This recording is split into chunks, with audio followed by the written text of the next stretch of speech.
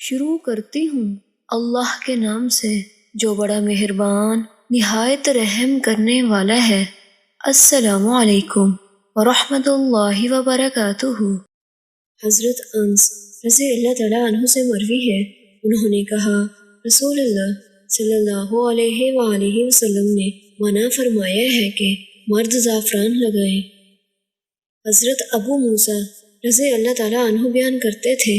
رسول اللہ صلی اللہ علیہ وآلہ وسلم نے فرمایا،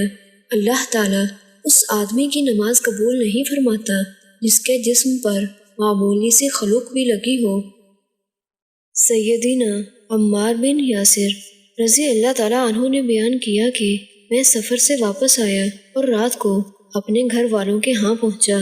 جبکہ میرے ہاتھ پھٹ چکے تھے تو انہوں نے مجھے زعفران لگا دی۔ میں صبح کے وقت نبی صلی اللہ علیہ وآلہ وسلم کی خدمت میں حاضر ہوا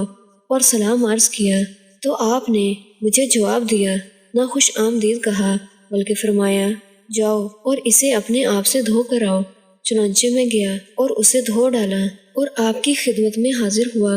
جبکہ اس کا کچھ اثر اور داغ مجھ پر باقی رہ گیا تھا۔ میں نے سلام پیش کیا تو آپ نے مجھے جواب دیا، نہ خوش آمدید کہا اور فرمایا جاؤ اور اسے اپنے آپ سے دھو کر آؤ۔ چنانچہ میں گیا اور اسے دوبارہ دھو کر حاضر خدمت ہوا اور سلام کہا تو آپ نے مجھے جواب دیا اور خوش آمدید بھی کہا اور فرمایا بلا شبہ فرشتے کافر کے جنازے پر خیر کے ساتھ حاضر نہیں ہوتے اور نہ ایسے آدمی کے پاس آتے ہیں جس نے زعفران لگائی ہو اور نہ جنبی کے پاس آتے ہیں، البتہ جنبی کے لیے رخصت دی کہ جب وہ سونا یا کھانا پینا چاہے تو وضو کر لے